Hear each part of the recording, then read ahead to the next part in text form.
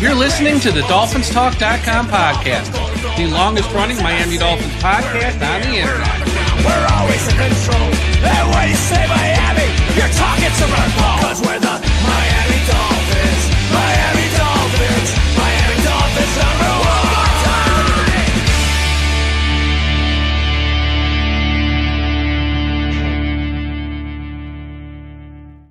All right, Miami Dolphins fans, this is Mike here from Dolphins Talk on this Thursday morning. It's 10:48 a.m. and moments ago, the Miami Dolphins have fired head coach Mike McDaniel. A little bit of a breaking news audio here. I'm joined by David Behrman, founder of Betting with Behrman. Dave, can't say I'm not surprised, but this is the move that needed to be made that I know a lot of Dolphins fans have been clamoring for.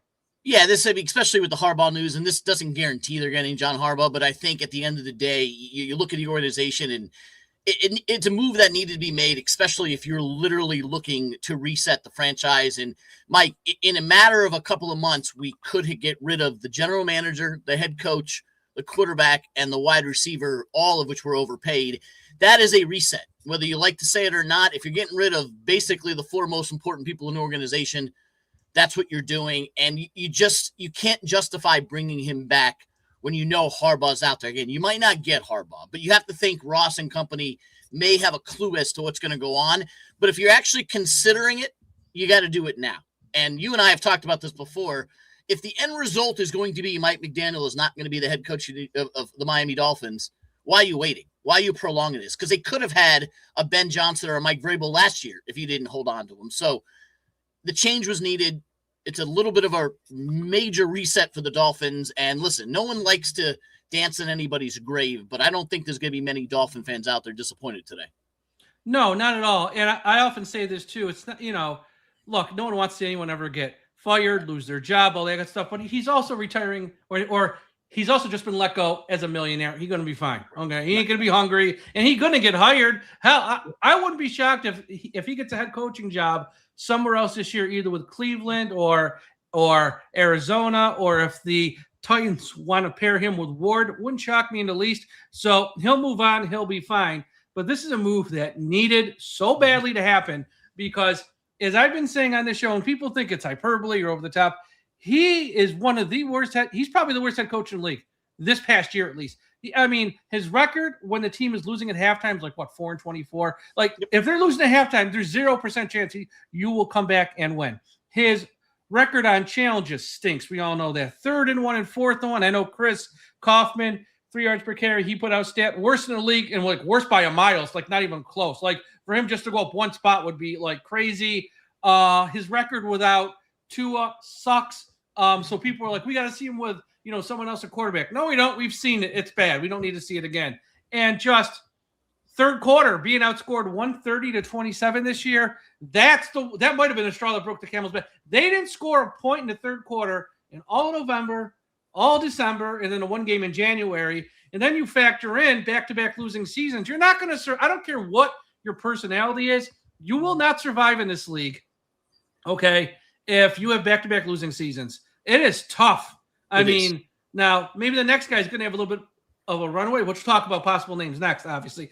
But it is he had to go. He's just not good at his job. He was a really, really bad head coach, and I'm glad that they made this move. And I'm not going to put him at the bottom as worst in the league, but a couple of the notes that you said are the ones that I want to focus on. And listen, at the end of year one, when they asked, what do you think of your head coach? The team made the playoffs with, their quarterback getting injured and you had, a third string quarterback in the playoff game that you almost won. I still said, well, he's a rookie coach who showed that he's not ready with the challenges and not ready with the time management. Maybe he can get some help. At the end of year two, make the playoffs again with a fully healthy Tua. What were the problems? Problems with the challenges, problem with getting play calls in there, stupid penalties. End of year three, penalties, challenges, third quarter, on, and nothing has gotten better. And the third quarter thing, and listen, I'm not trying to call the media out, but the media is way late to this third quarter thing. And I say that as a guy who oversees betting content. I'm not trying to piss anybody off. But fading the Dolphins in the third period coming out of halftime has been one of the more profitable strategies in sports betting because he cannot adjust to the adjustments. I've used that phrase over and over and over again on this pod, on my podcast. You go into halftime, good coaches make adjustments. I coached 6th grade football. At halftime, Mike, we talk DC, OC, head coach. What do you see? Let's make adjustments. Somehow, the head coach of the Miami Dolphins, the former head coach of Miami Dolphins, could not figure that out because they got obliterated in the third quarter, not just this year. Go back and track it. We're talking all 4 years as the head coach of Miami Dolphins. Other teams make adjustments coming out of the half. He does not adjust to the adjustments. He gets out-coached by everybody. Even Aaron Glenn out-coached him in both times they played because they got outscored in the third quarter. So you don't need a coach to come back year after year with no improvement whatsoever. And if you look at the Dolphins, not just the record and the playoff appearances, across the board, there isn't one statistical category where you say the Dolphins have not regressed from 2022 to 2025. In that case, Ross is dumb at times. But you look at the whole picture, and Mike, we've talked about it before. Last year, his key word was status quo, not good enough. Today, he's using the word comprehensive overhaul of the Miami Dolphins, and that's what's needed. It's been what's sorely needed, especially when you have a general manager who was here for 10 years, but really with the organization for 25 in some capacity or so. And, you just get one mindset, one way of thinking, and you look at all the teams around you, and they're all sort of passing you by and they're all having more success. At some point, you got to look in the mirror and be like, what are we doing wrong? And, I kind of understand the approach they took. I've been saying this on the show since Monday. They didn't have to announce his firing Monday. What they shouldn't have done, though, is send him out there to that press conference alone at a podium where they gave him no answers and he was clearly out of the loop. He went out there and he was saying, I'm going to be part of the GM interviewing process to hire a general manager. Then 24 hours later, they're telling the media, no, that's not true. He misspoke. You guys misinterpreted it. They're cleaning up because he was out of the loop. They didn't tell him anything, and they didn't put anyone next to him at that press conference. Usually that end of year one, they're all sitting down at a table. They had him out there alone to twist in the wind. And I'm like, and at that point, I kind of knew he'd done.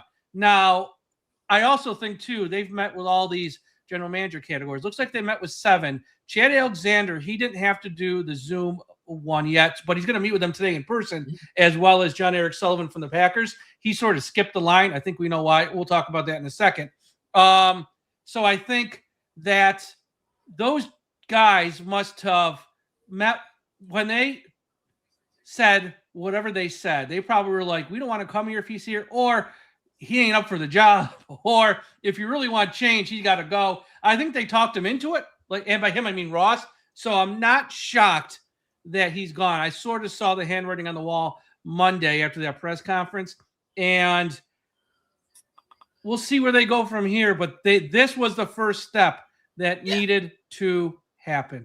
And listen, I'm not upset at that process. If Stephen Ross wants to do a comprehensive audit of the football side of the operation, and that includes bringing in candidates, GM candidates, and asking them about the head coach position, I have no problem with that, because you didn't make a decision one way or another. At no point in the last couple of weeks, including Monday, did Stephen Ross come out and say Mike McDaniel is our head coach. Even Todd Bowles got that yesterday from the owner. So even though McDaniel will say he thought he was safe, and at the press conference Monday said he's the coach of the Miami Dolphins, and he's going to come out today, as we've seen so far while we've been on the air, saying that he's surprised by this. You're right about sending him out there alone on Monday as opposed to a whole – he didn't get any vote of confidence. The owner didn't say anything. In fact, there are people now reporting on Twitter that Mike McDaniel that Stephen Ross hasn't said one word about Mike McDaniel since the season ended. So without that, you can't be totally shocked. And I have no problem. If you're bringing in candidates to be Mike McDaniel's boss, you're going to ask, hey, if you are the general manager of Miami Dolphins, what do you think this should look like? And if across the board they're saying, I don't want him as coach, then the decision's made for you. You can't do what Tennessee. Let's look at Tennessee. This is what Tennessee has done for 5 years now. They bring in a head coach without a GM. Then they bring a GM in that didn't like the coach, and the GM gets rid of the coach.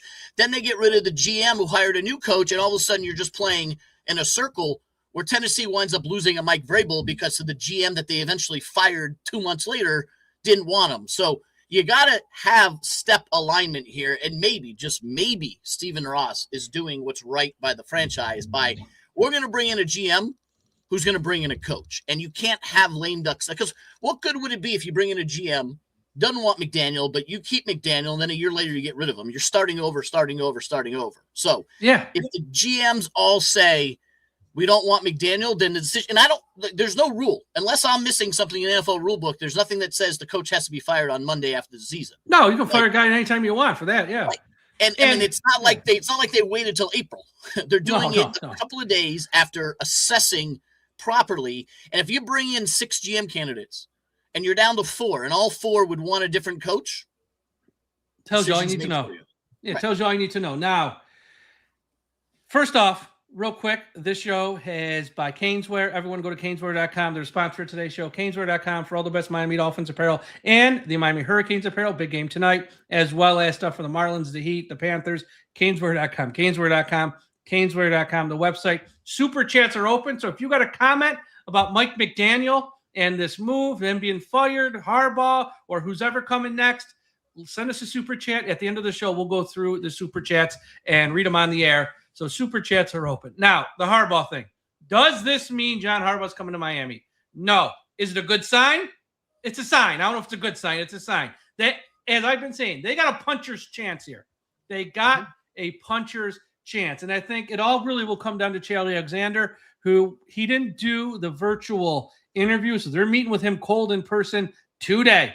If they think they got a real shot at Harbaugh, they're going to hire Chad Alexander no later than by Monday. They got to get now, since his team is in the playoffs still, for them to announce it this week or this weekend, they have to get permission. Not unheard of. They could, though they could. If it's not Chad Alexander, I don't think we're getting Harbaugh, honestly. But if they hire Chad Alexander, there's a chance we might get Harbaugh. I do think the Giants are going to be stiff competition. They have a very good defense. They have a very solid historical organization with strong ownership. They got a quarterback in place. They got a top 5 pick. They got a lot to offer. Okay. Atlanta as well. I agree and disagree. The Giants' job looks more appealing than the Dolphins' job simply by the cap space and the fact that there's a quarterback in the building that they trust. But I think Giant fans and NFL fans that sort of know the Giants are vastly overestimating what they have at quarterback. I'm not saying Jackson Dart's not going to be good. I agree. But the guy is something. It's something, but it's not like, hey, I'm John Harbaugh. I have to go play with Jackson Dart. That's not going to get John Harbaugh in the building in East Rutherford. No, he's not that alone. Not that alone. No. Right. So, not that alone. If anything, the Dolphins have a more established quarterback. Not that he's any good. Well, he's going to be gone, but yeah. Jackson Dart is one more hit away from being Tua. So that to me is not the selling part. I agree with you about Alexander at the GM side. This does give them a puncher's chance because they can do what they want now. They can bring in a GM who can pick his coach. John Harbaugh's obviously the one we want. He's the one that everybody wants. It's going to be stiff competition. By no means does this guarantee John Harbaugh, but it opens the door because at some point, whether Schefter reports it or not, at some point the Dolphins have to reach out to John Harbaugh. And quite honestly, you can't do that when Mike McDaniel's your head coach, even though Stephen Ross has done this before. Yeah, he's doing it the right way this time. He learned. Correct. That's all. Correct. All I said on the show this week, all week. Learn from your past mistakes. Don't make the same mistake again. And when it comes to Harbaugh, try. I understand our situation. When you compare it to like Atlanta and the Titans, it's not the best. It's not. But you got to try. And if you try, I will not smash you over the head every day in the show. If you try and fail, you tried. Okay? You tried. So that's all I want. Here's the thing, though. If they go down with Chad Alexander as their GM, with hoping they can get Harbaugh, first off, before you hire Chad, maybe try and get a heads up if you really can get Harbaugh, because don't hire a guy that you might not really want. But if they hire Chad Alexander and if they don't get Harbaugh, the name that I would bet my life who will be your next Miami Dolphins head coach will be Jesse Minter, the coordinator from the Chargers, who he works with now, Chad Alexander. Jesse Minter, I know it's their first time head coach, and fans won't like that, but here's the deal. Right now, anybody other than McDaniel is a win. So can you imagine the conversation that Stephen Ross calls Jim Harbaugh and says, hey, we either want your brother or your DC. You choose. Yeah, pretty much. It's like, hey, bro, go. I want to hold on to this guy. But so I think that's again, if they go and they're down to 4 guys here. Champ Kelly, I hate to say this, he got no chance as a GM right now. With Mike gone, Champ, thank you for your services. You're done. Right. That's correct. He's done. So it's really down to 3. And here's the deal, too. The guy from San Francisco, he's done, too. Well, we're never bringing him in because of Mike. So that guy's out. It's really down to John Eric Sullivan, Packers. If it's Packers, Mike McCarthy, maybe keep an eye on that. Or if it's Chad Alexander, I'd say Jesse Minter, John Harbaugh, probably there. Although the Packers guy, it could also be Halfley, who's with him there too. I think those are kind of the names. I mean, just once again, educated guess. I have no inside information. Educated guess. You're looking at Halfley, Mike McCarthy. If it's John Eric Sullivan, Jesse Minter, and John Harbaugh. If it's Chad Alexander, Champ Kelly, I think he's done. And the guy from San Francisco, I mean, they could still hire him, and you could still hire someone from the San Francisco tree. But I think the main reason he was in this process was because of Mike, just like Champ Kelly was here because of Mike. Right. And I agree with that because you're going to pointedly take a GM who's going to want to bring in his coach. And if you can get the GM to get the coach, that's even better. And again, I don't know if they're going to get John Harbaugh, but I wouldn't mind Minter. I think you and I might be on an island, but we agree on McCarthy. He's a Super Bowl winning coach who all he did was win and win and win. I know everyone remembers him from Dallas. He still was getting 12-win seasons at Dallas. Dude, it takes a lot to win a Super Bowl. Only one team's going to do it every year. He has won. He's won with various teams. I wouldn't mind McCarthy. He's someone I've had my eye on for a while before John Harbaugh was available. I just think you got to put all your eggs in the Harbaugh basket and go get him. Here's Mike McCarthy. He has a 60% winning percentage, 174 and 112, 11 and 11 in the playoffs, 500. Look at his career: 8 and 8, 13 and 3, 6 and 10, 11 and 5, 10 and 6, won a Super Bowl, 15 and 1, 11 and 5, 8 and 7, 12 and 4, 10 and 6, 10 and 6, 7, 9, 4 and 7, 6 and 10, 12, 5, 12, 5, 12, 5, 7, 10. All he does is win. And let me caution fans of Dolphins about this. I know if it's John Harbaugh, that's a different story. You got big expectations, maybe not year one, but you got big expectations. The next head coach, if it's not Harbaugh, is really a guy who's just got to get the ship back on course, get us relevant, get us to be just moving in the right direction. The next head coach might not be the guy who's going to win us a Super Bowl someday, eventually, maybe. It's just about you have a professional who knows how to run an operation here, not the guy, not the guy with the fancy sneakers and the sunglasses and the watch that's not on a certain time, and the guy who's like no one shows up on time for meetings because they don't respect him, not the guy who's laissez-faire, cracking jokes at a press conference after a loss. Like, that had to go. This ain't Romper Room. It's a billion-dollar business. That crap don't fly. It might fly if you're winning. You wouldn't win enough to continue that attitude. They need a guy just to be a football coach. Okay, right. Just to be a old school football coach, get this on track. So if it's Mike McCarthy, we're not going to win with him. If he can get us over 500 wild cards each year, hell, that's all I want right now. And then maybe he's got to go in 4 years, and then you got to hire the next guy to get you over the top. That's cool. This is a long process we're about to embark on. And if you look at the Dolphin coach situation over the last half a dozen coaches, it always follows the pattern of guy comes in, immediately wins in Miami, from Wannstedt down to McDaniel and everyone in between, had a good first 2 seasons, whether they made the playoffs or just missed the playoffs. Every one of these guys, Soprano did the same thing, start off high and then just go lower and worse and worse and worse until you run out of town. Anybody who takes over this Miami Dolphins team next year, the expectations are not going to be the playoffs. They're going to be low, and no coach has jumped into. Like, usually the Dolphins get rid of their coach after a 9-8 season, after an 8-8 season, after a 9, and it's like, all right, you're a couple of wins away from being better, and they've gotten that boost from Tony to even Philbin had a good first year. Obviously Saban, Philbin took over a 1-15 team. It wasn't that hard of a bar, but even Flores, McDaniel, all these guys had good first couple of seasons and then nosedived.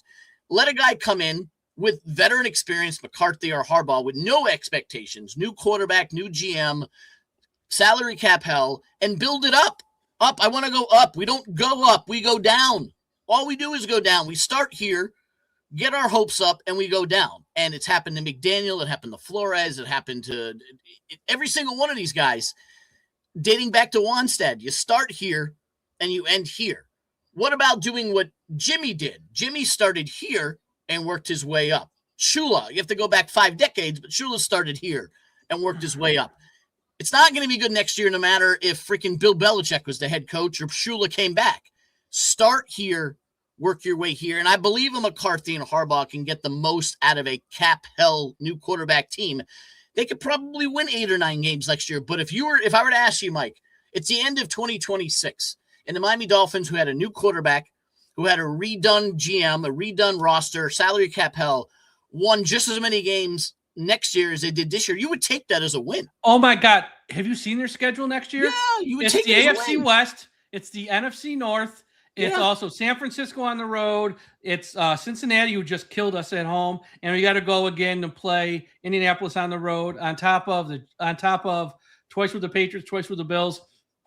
With all the salary cap issues we're going to have and a first-time head coach, that's what I'm saying. I've been saying for weeks. If you keep Mike, you're not even selling hope anymore, because some organizations like Pittsburgh and Green Bay, like they sell winning. San Francisco, they're winning. They're winning organizations. New England, they can sell winning. You're a fan of us, you're going to win. Maybe not the Super Bowl every year, but we're going to be in the playoffs. We're going to win our division. We're winners. Some organizations for years, like Miami, sell hope. We're close. We're close. We're going to make this move. We're close.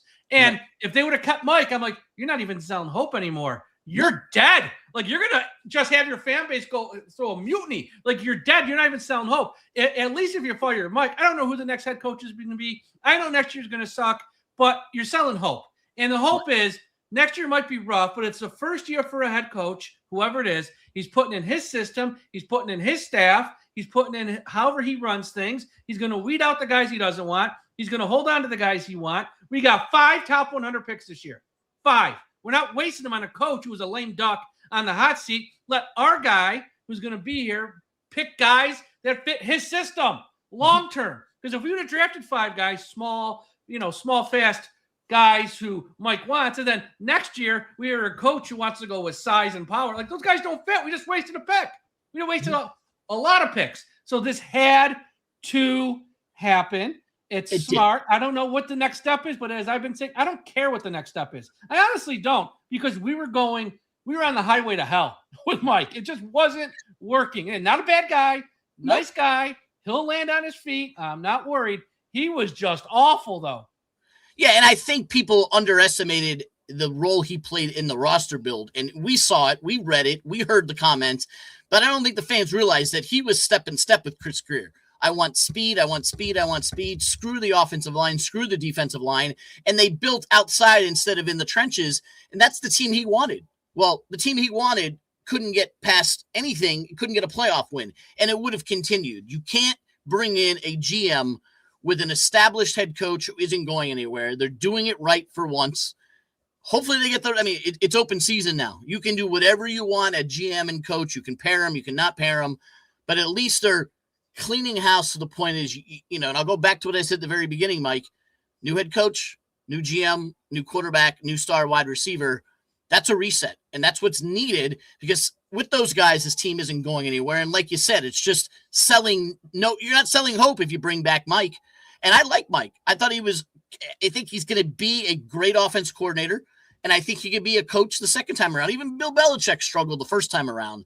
But I'm quite frankly tired of being the testing ground for these guys. Like Flores is going to get another chance, and McDaniel will get another chance. Can we bring in someone who has done it before? Give me a McCarthy. Give me a Harbaugh. All due respect to Minter, guy hasn't done it before. I'll take him. I know. But I'm tired of the hot assistant. The hot assistant doesn't work in Miami, just like the major coach hasn't worked at the University of Florida. Go get someone established and get it done. Yeah. I'm with you. I really don't want a first-time head coach, but I also understand we might have to have one. Again, I'm not as down on that as others, because everyone's a first-time head coach at some point. Everyone's got to be a first-time head coach if you're a head coach. So I understand. It's about hiring the right one. What are your thoughts? Because I've done a 180 on this kind of, and I'm not even sure how I feel, so I don't even have a strong feeling on this one way or another. Chris Shula, obviously the name because of the name. He has more than earned a chance to be a head coach in this league. The Rams have been awesome on defense the past 2 seasons. He seems like he's, smart, well-spoken, put together. I'm sure he's probably just like his granddad, organized to a T. I'm not even worried about that. Here's my 2 questions. In Miami, is that just too much pressure? Like, if he's the head coach of the Titans, it's like he might be great. It's the Titans. Shula means nothing there. Whatever. In Miami, there's going to be a level of expectations, and will that pressure crush him? That's really my only question. Because again, I don't love the first-time head coach aspect, but I understand we might have to go one. Minter, I kind of be fine with. And if it's Shula, at first I was like, no way, he'd be crushed under this pressure. Then I'm like, you know what? He knows what he's signing up for. And if he wants to do it, no excuses. That's kind of how I feel. I would entertain the idea of Shula if they're getting him for the right reason. Do not get him because Grandpa won 300 games with Miami Dolphins. Get him because he's earned it. He's a good coordinator. He's going to be a good head coach. If that sells you, if the GM they bring in really thinks that this is the coach to build the Miami Dolphins, regardless of his last name, you can go ahead and do it. I mean, we're also talking 30-something years ago at this point. So there's a whole generation of Dolphin fans who don't even know who Don Shula is, besides the guy who was carried off the field a couple of times and, you know, was the czar for 30. A whole generation of Dolphin fans have no idea. So I'm not too concerned about the last name because of how many years it's been. Even the media covering the Dolphins don't remember Don Shula. They're younger than we are. Obviously, I do. Obviously, you do. We're old. We're old. We're old. We're old. We're old. If you're getting him for the right reasons, let's put it this way. I wouldn't do it or not do it because of his last name. I wouldn't hold it against him because of the pressure. That's where I am right now. That's right. And I wouldn't get him because of the name. I would do it because he's the best man for the job. Because you got to get the best man for the job, regardless. And I say that whether it's the Rooney Rule, I say that whether your sex, your race, it doesn't matter. Get the best person for the job that's going to win games and build the Miami Dolphins. What I like about John Harbaugh is everything that I have read from the people who covered him to the people who played for him, that he's a no nonsense. This is my organization. This is how we're running it. Culture, culture, culture. The Dolphins culture has been bully and Coke on the table and offensive line this and players upset about this and Fangio coming in and having his one bad season of his career because the players didn't like this and this guy wanting out and discrimination and tanking and illegally going and getting Peyton. That's what the Dolphin culture has been for 25 years. It's been one scandal after another, one BS after another. Harbaugh doesn't stand for any of that. There's no scandals. He's a coach who comes in there and owns an organization and runs with it. Why do I like McCarthy? Anybody who can put up with Jerry Jones and still win is good in my book. So both those guys, I call them generals. They're generals who own their army. If Kashul is that guy, fine. If Jesse Minter's that guy, fine. I just don't know if these guys have that, which is why I want an established guy. For years, I wanted the Miami Dolphins to go get a qualified veteran coach. We've been screaming it all the way back to the Pittsburgh guy, former Pittsburgh guy who was before Tomlin. That was Bill Cowher. Bill Cowher. I was screaming for Bill Cowher before he went to television, like established guys who can own their franchise. We know Stephen Ross is manages from afar. Bring in a guy who's going to run the franchise, and that's why I think you got to go get someone big. And here's the thing with Harbaugh.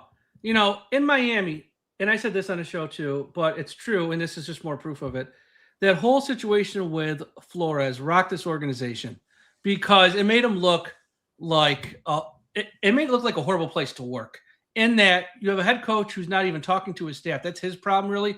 But they're joking about, losing on purpose, even though that might be the right approach. You don't say it out loud type of deal. It's like with a wink and a nod. And they're talking, and then they get caught for, talking to Tom Brady in a boat, and they get caught talking to Sean Payton when he's with the Saints tampering, and then the owner got suspended for half a season. And that, when you got that much money, the one thing you don't want to be is embarrassed. And that owner was embarrassed. And ever since then, it's been sunshine and rainbows in Miami. It's a collaboration. We work together. Everyone's friendly. Kumbaya. We're holding hands. And that's not how the NFL works. Nope. Don't get caught cheating, tampering, and stuff. That's wrong. But you also can't be kumbaya either. And if they go in the Harbaugh way and they bring him in, what you're doing is what they had with Shula, what they had with Jimmy, what they tried to do with Nick, but he left. He wasn't here long enough. Is one guy is the face of the organization. John Harbaugh is essentially handpicking his GM. John Harbaugh will have He'll have all the power when it comes to the 53-man roster, who's here, who's not. John Harbaugh's making everything goes through one guy. And the head coach is even higher than the general manager. Correct. And I'm okay with that. Because this Totally reminds me of this, Dave. Pat Riley, when he left the Knicks and went to the Heat. Pat, you can coach as long as you want. When you're done coaching, guess what? You run the Heat. And I'm telling John Harbaugh, you come here, you coach as long as you want. When you don't want to coach, VP of football come up with any title you want. VP of football operations, you pick the GM, you pick the head coach, you retire on this job where you're running the things, you're running the show, and you are Miami Dolphins football. John Harbaugh is he's the only one I'd give that to. The only one. But that's the one that's how I would sell him. And that's how Wayne Huizenga wanted to do it, first with Saban and then with Parcells. They tried it both. They would say, hey, here's your organization. Go do it. Saban is coach. Parcells is in charge of everything. Didn't work out. Ross has yet to do that. Ross has had a front office of disaster for 20 years now that it's, this Tannenbaum's in charge. Aponte's in charge. This person's in charge. Just give it to Harbaugh. Here's your blank check. Here's your organization. You do what you want. It's your franchise. And like you said, you want part ownership. You want to be the president. It's your organization. You go with it. I'm absolutely for that at all times. Yeah, absolutely. That's your only sales pitch, because all these other teams, even a team like Cleveland, 2 picks in round 1, that's a lot. And it's, there's something there, and they got a ton of money under the cap or whatever. It's a way better situation. A team like the Raiders, say you want to go, you got the number 1 pick of the draft. You can pick your quarterback. You can go off there, Tom Brady, the whole 9 yards. We already said all the stuff about the Titans, and we already said all the stuff about the Giants. Miami, they can't pitch that. What they can pitch him is, this is your last job. Okay? Yep. You'll come in here. You'll fix this. You'll get us back on the right course. And whenever the day comes, you don't want to be the head coach anymore. Don't worry. You're not going anywhere. You just move up into this other role where you're going to hire the people under you, and you just sort of watch over them, and you run our football organization. And, you get to live in South Florida, which really ain't that freaking bad. And I know someone said, I don't know if it's true, he has a child who goes to college in the state of Florida. I don't know which part of Florida, north, south, but either way, that might be a factor. Like, she's not going to be there forever in college, but if she's already down there, maybe somewhat closer in proximity, that might be something he considers. And look, Ross can overpay him too. Like, you have to make him the highest paid coach in football, or else he ain't coming here. And don't minimize what every hockey fan on the planet is screaming about the Lightning and the Panthers. They do have no state income tax in the state of Florida. And regardless if people think that matters or not, when you're making millions, it matters. There's no state income tax. Yeah, you and I might be paying $1,000 or $2,000, but when you're making millions of dollars, it matters. And it is an advantage, whether people want to admit it or not. That doesn't guarantee you're going to get the guy, but all things being equal, if they are, and they're not, obviously there's other jobs that are better, it's a factor. And there are worse places to have your last job. And if John Harbaugh wants to be the Pat Riley of the Miami Heat, here you go, John. Here you go. That's your role. That's it. And here's a comment I want to share real quick. Oh, no, wrong one. Troy Aikman. Yeah, he might have got through us to somebody on this. I do think the combination of Troy and all the candidates probably saying the same thing. Like, everyone can't be wrong. Like, I don't care how much ego you got, how much power. When you got like 5, 6, 7 people all saying the same thing, you got to be like, dude, everyone can't be wrong. I do want to talk about some other names at head coach. And one name to keep an eye on, watch this weekend, if the Packers lose. Because if we go John Eric Sullivan, Matt LaFleur could be out there. Not saying he will be, but there's been rumblings that the Packers might want to go in a whole different direction. Again, he's not being fired because he stinks, but they want someone maybe to get them over the top type of deal. But for here, he'd be a welcome addition here. Now, I know he's tight with Mike. I know that. But he's also tight with John Eric Sullivan. And if John Eric Sullivan's like, hey, Lou, we got a blank canvas here where we're starting from scratch. We can do whatever we want. Come join me on this ride. That would be a name I would keep an eye on, too. If they lose. I would sign up for that one. These teams who want to get rid of their coach, all the coach does is make the playoffs every single year. It drives me nuts. I mean, the guy had back-to-back 13-win seasons and continued winning when they lost Aaron Rodgers and went with a quarterback with no experience in Jordan Love, and continued to win when Jordan Love got hurt. Like, these guys, Harbaugh, Tomlin, LaFleur, like, I'll get any of them. Sean McDermott might be in trouble. I mean, what are we doing? All they do is win division titles, and I mean, the Packers had a couple of injuries later. They're winning the NFC North. Like, what do you? I will tell you why. They're jaded. They're jaded and spoiled. That's what I don't get is. it. Here's why.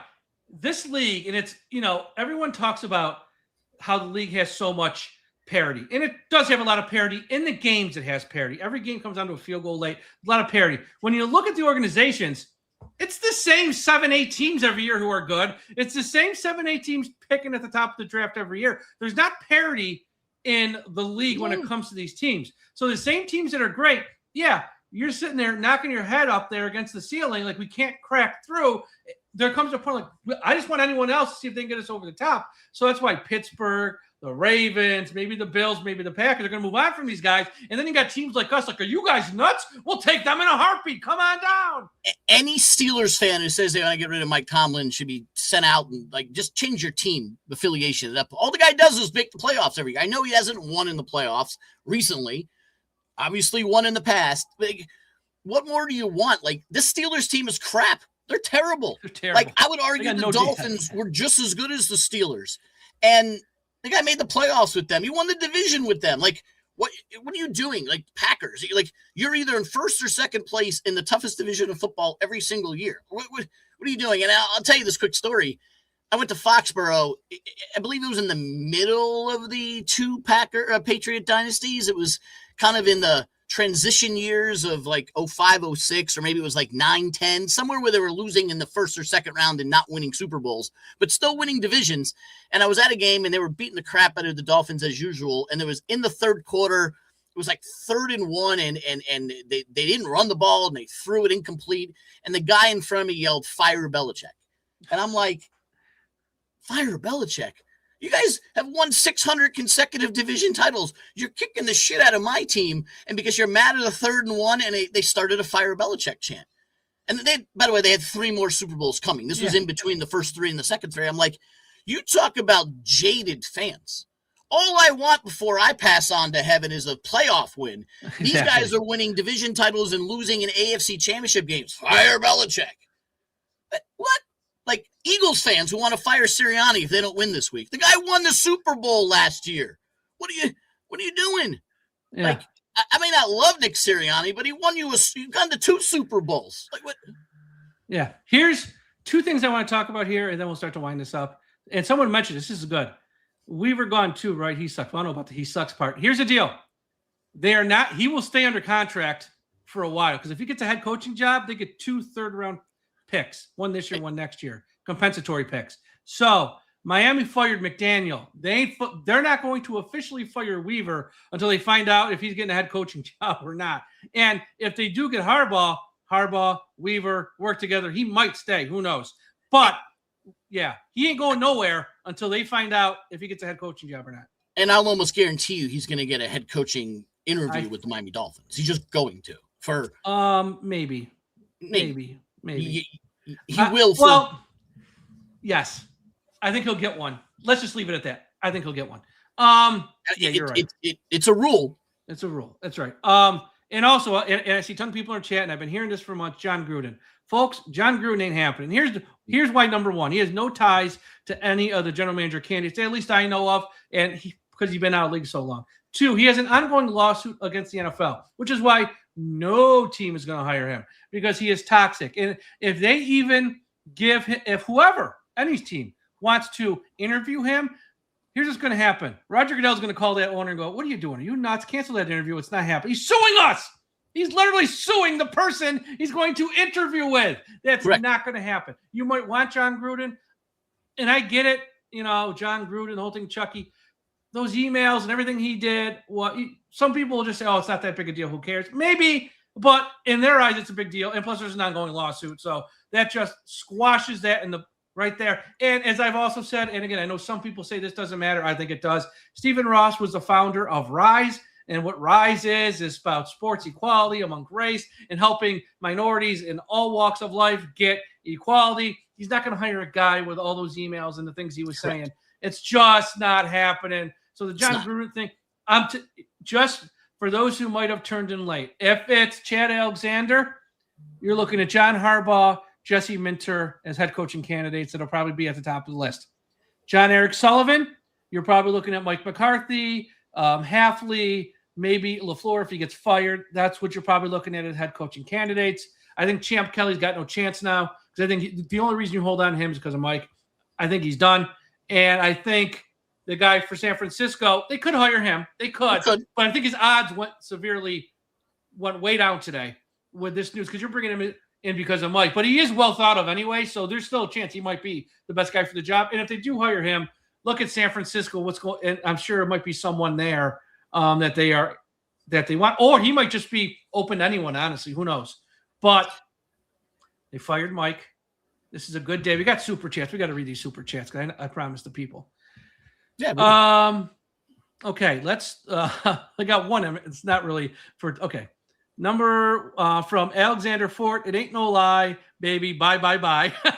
So this one fan who's happy. We got here from Guy from Fortnite. Best I felt as a fan since 2023. I would agree on that.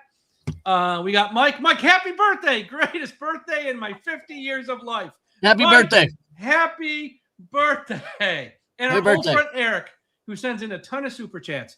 Morning, Mike. I wanted to send you something as I can't watch at the moment. Appreciate you, sir, and I'll watch this later. But bye-bye, McDaniel. And I'm going to read this one because he sent it in and he sent us money.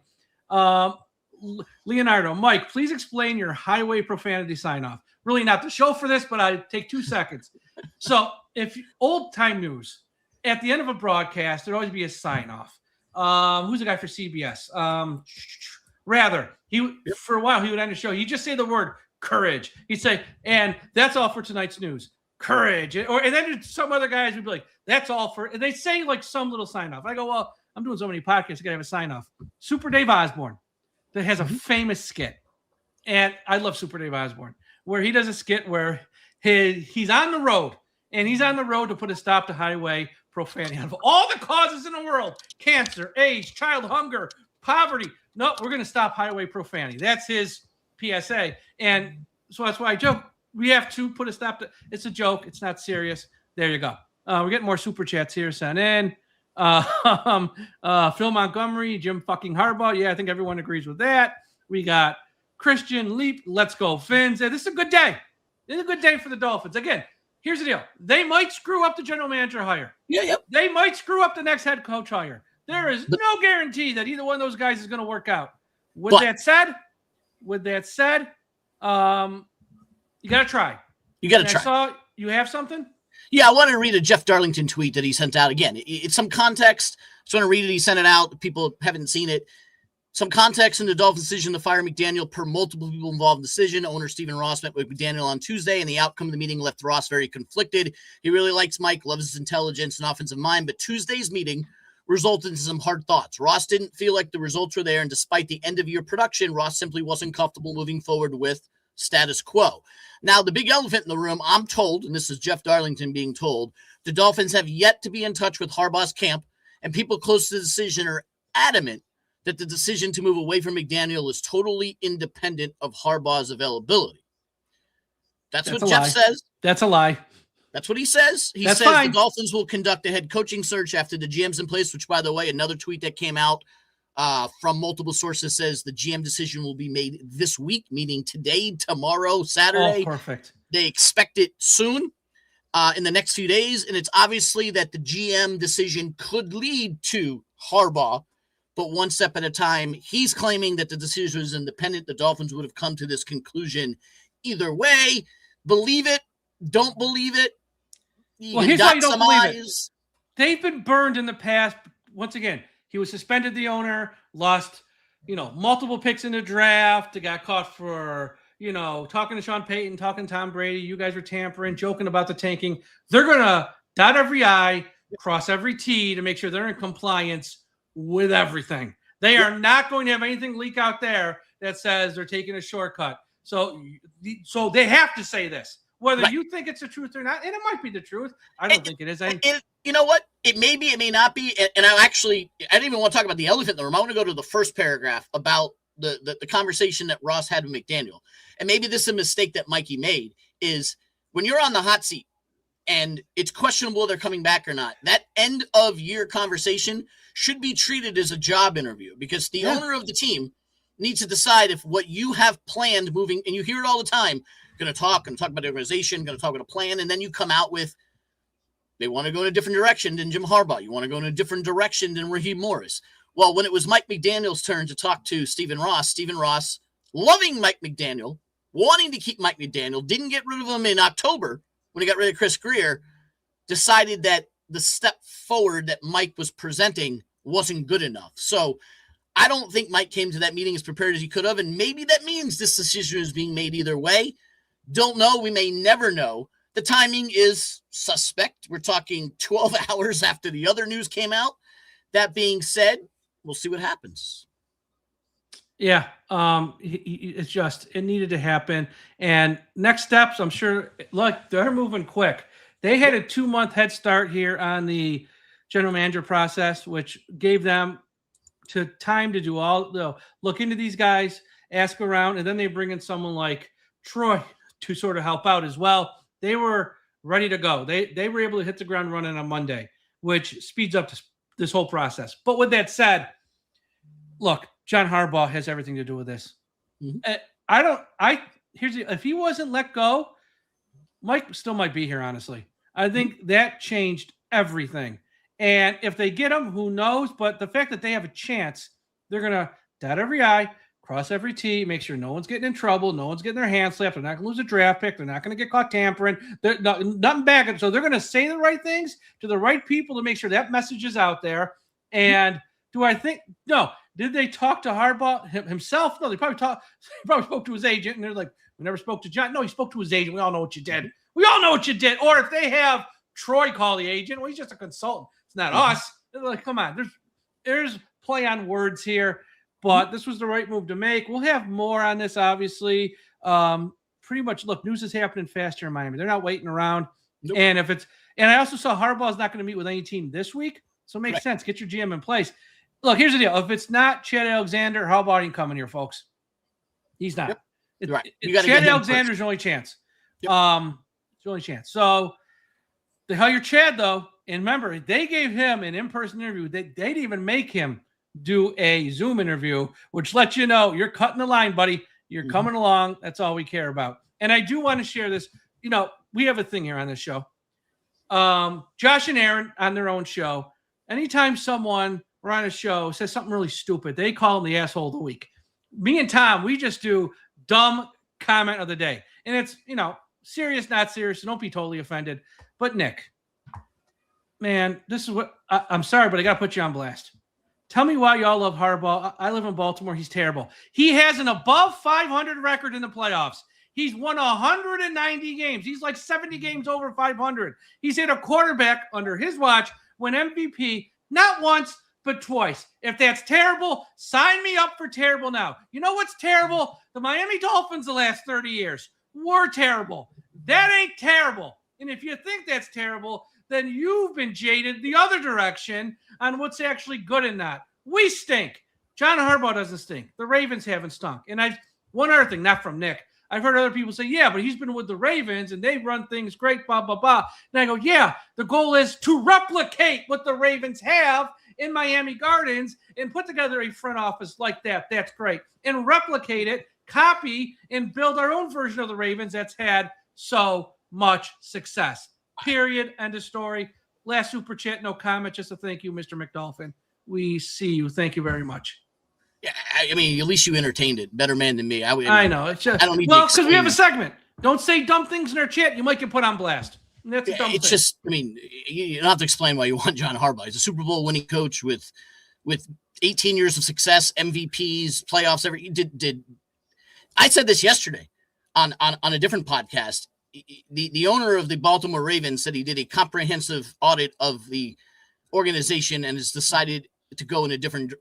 What Good part luck. Of that audit leads you to cut John Harbaugh? At the end of the day, people say what they want to say. Lamar Jackson, Todd Monken, that's where it came from. Like Lamar wanted change, and he got change. And this, right now, the inmates run the asylum. The players run the asylum. That's what it is. It doesn't matter if you're Tua, Lamar Jackson, if you're Christian McCaffrey, the players get what they want, and that's what they got in Baltimore, and maybe we'll reap the benefits. And Nick's got a good sense of humor. He's here laughing. Thanks, Nick. Yeah, it's not mean. We're just, come on, man. Come on. John Harbaugh's what we need right now. Again, he is what we need. And if it's not him, that's cool. There's other guys out there. But let's aim for the top. And then if we got to go with the fallback option, understand. But it's a good day because the guy we had just wasn't up for the job. And now he's gone. So that's all for today's show. Why don't you tell everyone where they can find your work there, David, and who you got tonight if you want to share that, or if they got to pay for it, where they can go to who you got tonight in Ole Miss and Miami. I have the Betting with Bearman podcast. You can find it on the Believe Podcast Network. I had Chris the Bear Felica, formerly of College Game Day, on. He was on Tuesday to break down tonight's game as well as the Peach Bowl tomorrow. I can tell you that he is on the under in this game, as well as Miami over 144.5 rush yards. He has Miami winning it. And then we had a little healthy debate about Oregon versus Indiana. I like Indiana. He likes Oregon. That's a tough one. Yeah, you can find all of my stuff at David Bearman on Twitter, Betting with Bearman podcast, as well as a newsletter. If you want to go and download the newsletter 3 days a week at bearmanbets.com, it's chocked full of betting content information. Tomorrow I will have complete card of NFL Wild Card Weekend, as well as National Championship preview as well. So, yeah. Good luck to your teams. Yeah, we got people saying I'm smiling more than normal on today's show. There's been like 10 comments to that. Yes, I am. You know why? Because the team I root for finally did something smart. And those days are few and far between. So, yes, I am smiling more today as well. Everyone, we're going to have more shows. I think I have a show later this afternoon that was planned. This was not planned by any means. So be on the lookout for that. And keep checking out the website, DolphinsTalk.com, for everything. Follow us on all the social media platforms, TikTok, Instagram, Facebook, Twitter, everywhere at Dolphins Talk. And we'll talk to you again after a while. And folks, remember, we must put an end to highway profanity.